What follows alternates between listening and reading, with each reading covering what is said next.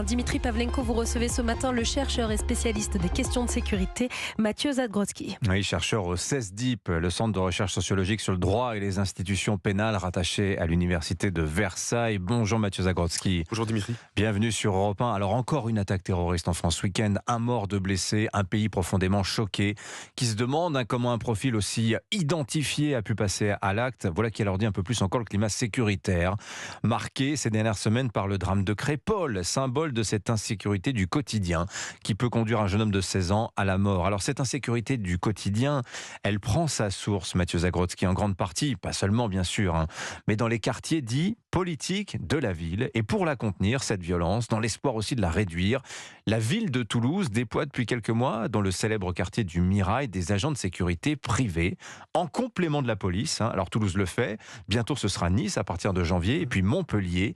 Ces agents de sécurité d'un genre nouveau, Mathieu Zadgrodzki, qui sont-ils? À quoi vont-ils servir exactement? Alors, nouveau pas tant que ça, parce que Paris a un dispositif de ce type depuis peu ou prou le milieu ou la fin des années 2000. Bon, vous l'avez dit, ce sont des agents de sécurité, donc ils ne peuvent pas accomplir des miracles.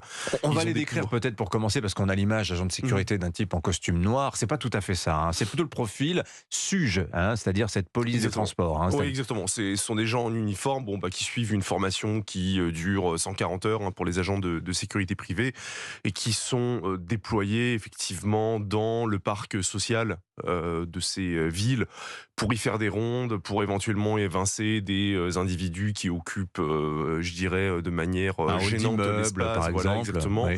Éventuellement verbaliser des violations du code, du règlement intérieur de ces lieux. Ils peuvent verbaliser. Alors oui, sur certaines toutes petites infractions liées à la salubrité, ils peuvent par exemple. D'ailleurs, il y a un processus d'assermentation qui est en cours pour les agents à Nice.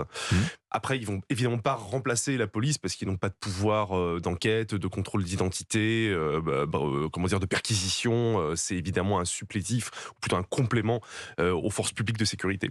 Alors là, par exemple, si on prend le cas niçois, donc c'est à partir de janvier, des équipes de 3 à 4 agents, parfois avec des chiens, en ronde de 15h jusqu'à 2h du matin. Bref, c'est être là dans les dents creuses de la sécurité, si je puis dire. C'est-à-dire parce que la police nationale ne peut pas être présente partout. Par exemple, dans ce fameux quartier du Moulin, à Nice, où ça va être expérimenté. Non, effectivement, la police peut pas être présente partout, même s'il y a une remontée des effectifs depuis le milieu des années 2010. Néanmoins, c'est pas possible d'assurer une présence permanente sur un lieu. Donc encore une fois, j'utilisais ce terme de supplétif ou de complément. C'est un complément dans l'intervention éventuelle sur des nuisances, mais aussi sur la visibilité au quotidien, parce qu'en fait, il y a aussi une demande de la part de la population, c'est que les services de sécurité soient accessibles, visibles, présents et susceptibles de prévenir un certain nombre d'actes. Alors, c'est pour faire ce qu'à Nice on appelle de la sûreté résidentielle. Donc, c'est surtout à destination des habitants du quartier qui subissent la loi, d'un petit nombre d'individus. C'est vraiment l'histoire du quartier de la Monnaie, un roman sur Isère, ce qu'on est en train de raconter. Mais est-ce que ça marche? Est-ce qu'une présence qu'on espère dissuasive, est-ce que dans les faits, en pratique, ça fonctionne? Est-ce qu'on a des exemples, Mathieu Zadgrodzki? Bon, c'est assez difficile à évaluer, et encore une fois, on n'a pas tant d'expérience que ça en France, parce que je le rappelle, la seule expérience un petit peu durable, c'est celle de Paris. Je suis pas en mesure de vous dire est-ce que c'est efficace tous les jours, est-ce que tous les problèmes sont résolus?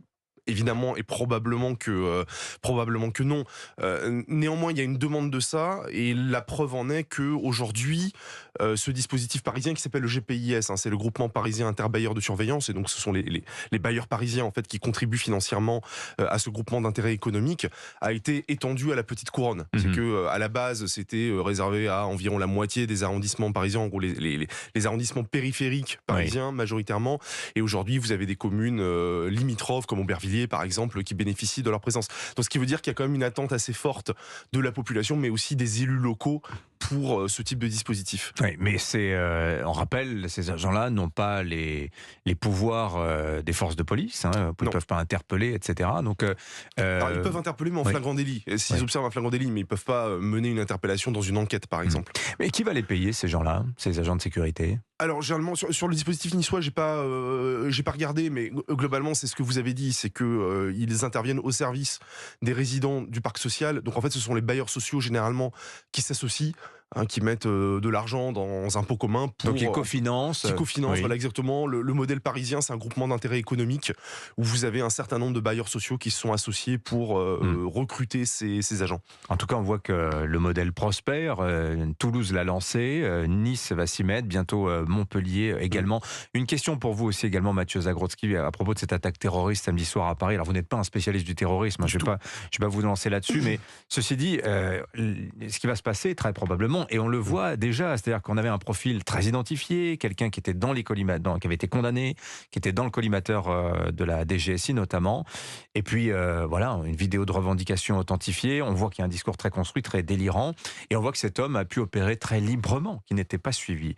Ça va être le procès de la police incapable là qui va être lancé d'après vous? Je ne sais pas si ça va être le procès de la police ou celui de la justice en fait, ou c'est celui du suivi en fait des personnes qui sortent en fait du radar de la justice. Et il y en a de plus en plus parce qu'il y a une vague de condamnations.